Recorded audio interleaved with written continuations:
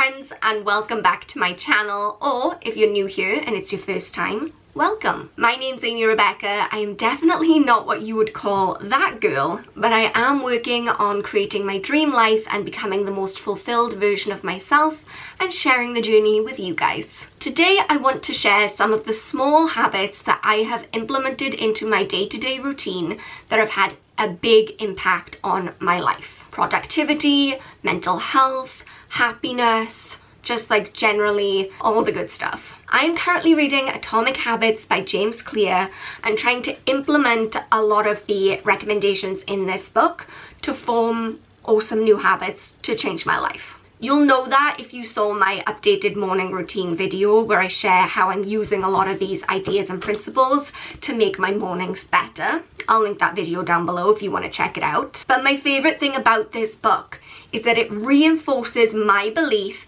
that I've been droning on and on and on about for ages, and which is also the core principle of my This Time Next Year challenge, which is that you don't need to do anything huge, enormous, or earth-shattering in order to see a substantial change in your life. Introducing tiny new habits will add up to make a big difference. Listen to what it says in this book if you don't believe me. If a pilot leaving from LAX adjusts the heading just 3.5 degrees south, you will land in Washington, D.C. instead of New York. Apply that to your life and how choosing a positive, productive habit once a day, every day for an entire year compared with choosing a non-productive and unhealthy habit every day, once a day for an entire year, you will end up in two very different places at the end of that year. I'm just really passionate about this at the moment, okay? It's a really good book. I'm gonna link it down below. It has filled me with so much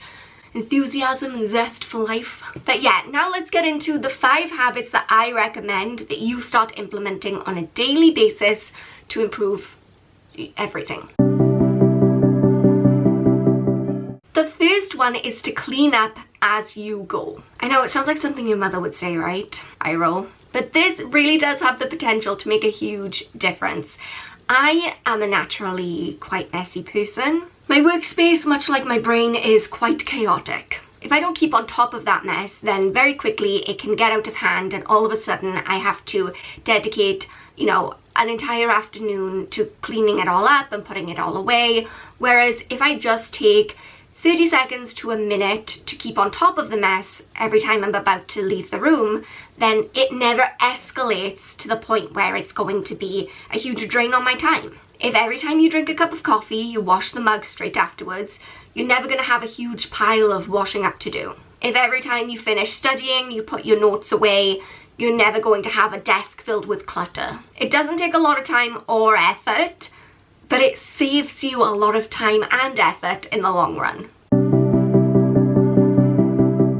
Another really great habit that I recommend introducing into your daily routine is reading before bed. Now this one is great for 2 reasons. Firstly, if you're someone who wants to read more but just can't find the time, or maybe you keep putting it off, you forget, blah blah blah, lots of excuses, then reading before you go to bed is a great way to exploit the idea of habit stacking. I got it out of this book. Did I mention that I love this book because I love this book? Habit stacking is basically taking one habit that you already automatically do every day as part of your routine and then adding another habit to pair up with that. That way you know exactly when you're going to do that new habit. You'll be far less likely to forget to do it because it's linked with something that you're already going to do. Going to bed at the end of the day is something that we all do. So if you want to create the habit of reading, linking it with going to bed is going to be very beneficial because every time you get ready for bed, especially if you put your book on top of your bed so that you can see it as a visual reminder, you're going to be like, oh yeah, I need to read a chapter of a book now. Another reason this is a great habit to introduce is because I can tell you from experience that I've started sleeping so much better since I've started reading right before bed. Recently, I've been listening to a podcast called The Huberman Lab. 10 out of 10 recommend. It's quite in-depth and it goes through different scientific studies and it's really, really interesting. It is a lot of information, but it's all very interesting. In one of those episodes, he mentioned that even just the level at which your eyes are looking can affect how awake or asleep you are.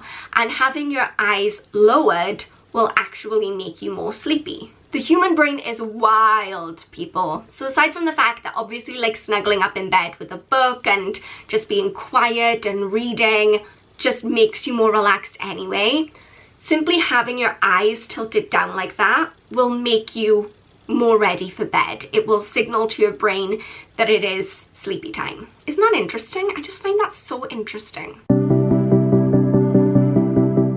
The third habit that I recommend implementing is some kind of outdoor activity. Now, my go-to recommendation would be a 1 mile walk. Back in January, I challenged myself to walk 1 mile every single day, even in the rain. I did it. I loved it. I've still been keeping up with my 1 mile walk because it's had such a positive impact on my mental and physical health. It gets me away from my desk and into the fresh air. It gives my brain a little bit of time to have space and clarity. I do also know that for some people, maybe a 1 mile walk just isn't accessible to you right now, and in which case I suggest that you just do whatever you can to get some kind of movement out in the fresh air. It really does make a difference. And again, we're talking about small changes. I'm not saying go and do like a 10-mile run, but even just something as small and simple as walking 1 mile, or even if that's too much, half a mile, quarter a mile, however much you can do consistently every day, that's going to add up to have a big difference. The next habit I recommend that you implement into your daily routine is a gratitude list. I bet a lot of you knew that one was coming. I've been talking about gratitude lists for years, and there's a good reason. They're awesome. They really do help you to put your problems into perspective. I mean, they're not going to make your problems go away, but sometimes they can help you see them from a different perspective. They help to make you feel happier, to feel more grateful, obviously, and just put you in a better mood. What I like to do is at the end of the day, I will sit down with my manifestation journal and I will write down 10 things that I am grateful for. And it could be things that happened during that day, like if I had a particularly delicious cookie, or it could be bigger things in my life, like I am so grateful that I have a lovely family. Whatever just happens to be on my mind that I'm grateful for that day. And if 10 seems like a lot to start with, then just start with 3 and work your way up. You will see a difference by doing that.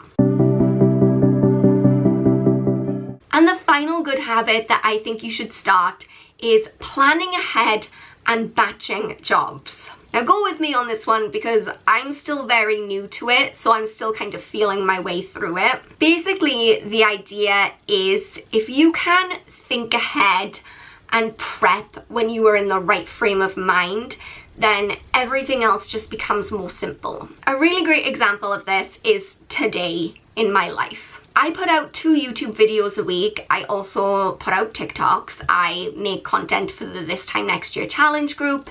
Like, it's a lot of video content that I need to film. So I'm trying to get into the habit of planning it all out in advance and then batching it and doing it all at once. This has already saved me so much time and reduced my stress levels. If I'm not planning ahead and I'm not batching, then I will pull all of my filming equipment out, set up my lighting, plug everything in, do the hair, do the makeup, sit down, film one video, unplug everything, put it all away, and then a few days later have to do the same thing over and over again, maybe like 3 or 4 times a week, as opposed to if I just take time at the beginning of the week or say on the weekend to plan out everything I want to film, sit down and film 4 things, one after the other, then I only have to pull out all the equipment once.